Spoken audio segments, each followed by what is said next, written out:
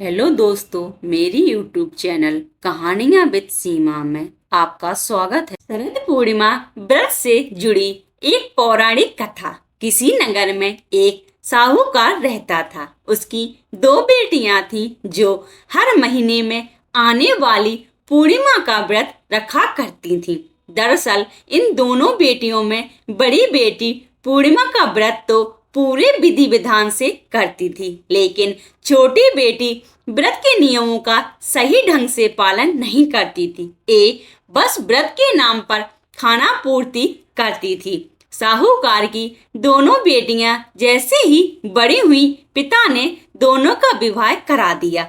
बड़ी बेटी के घर समय पर स्वस्थ संतान ने जन्म लिया। वहीं छोटी बेटी को संतान तो हुई, लेकिन उसकी संतान ने जन्म के लेने के तुरंत बाद दम तोड़ दिया। इस तरह छोटी बेटी के साथ लगातार 2 से 3 बार हो गया। फिर उसने एक ब्राह्मण को बुलाकर अपनी पूरी गाथा सुनाई और उसके उपचार में उपाय बताने के लिए कहा। ब्राह्मण ने उसकी सारी बात सुनी और कुछ प्रश्न भी पूछे।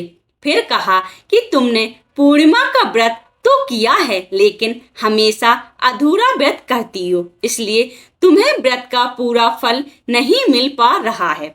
दरअसल तुम्हें अधूरे व्रत का दोष लग रहा है। ब्राह्मण की बात सुनकर लड़की थोड़ी दुखी हुई। फिर उसने पूरे विधि विधान से पूर्णिमा व्रत को करने का निर्णय लिया, लेकिन पूर्णिमा आने से पहले ही उसने एक बेटे को जन्म दिया। फिर से जन्म लेने के बाद ही बेटे की मृत्यु हो गई। हर बार ऐसी घटना से साहूकार की छोटी बेटी काफी दुखी हुई। उसने अपने बेटे के शव को एक पीढ़े पर रखा, इसे एक कपड़े से इस तरह ढका कि किसी को पता ना चले। इसके बाद उसने अपनी बड़ी बहन को बुलवाया। उन्हें बैठने के लिए उसने वही पीढ़ा दे दिया। जैसे ही बड़ी बहन उस पीढ़े पर बैठने लगती है तो उसके लहंगे का हिस्सा बच्चे में स्पर्श हुआ और वह जीवित होकर रोने लगा। बच्चे के रोने की आवाज सुन बड़ी बहन घबरा गई।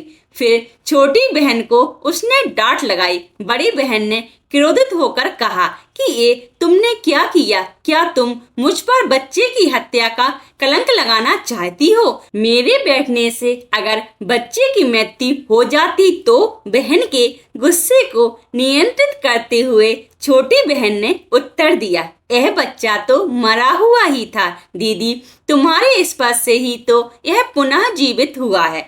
हर पूर्णिमा पर जो तुम व्रत और तप किया करती थी, उसके कारण तुम्हें वरदान प्राप्त है और तुम पवित्र हो गई हो। दीदी, अब मैं भी तुम्हारी तरह शरद पूर्णिमा व्रत पर विधि विधान से पूजन करूंगी। तभी से साहूकार की छोटी बेटी ने भी शरद पूर्णिमा व्रत नियम अनुसार करने लगी। इसके बाद इस व्रत के महत्व और फल का प्रचार पूरे नगर में प्रसिद्ध हुआ। जिस प्रकार माता लक्ष्मी और भगवान विष्णु ने साहूकार की बेटी की कामना पूरी कर सौभाग्य प्रदान किया, वैसे ही हम पर भी अपनी कृपा बनाए रखें। यदि आप ऐसे ही कहानियों को पसंद करते हैं तो कृपया आप मेरे YouTube चैनल कहानियां विद सीमा को सब्सक्राइब, लाइक एंड अपने दोस्तों के साथ शेयर करें। धन्यवाद।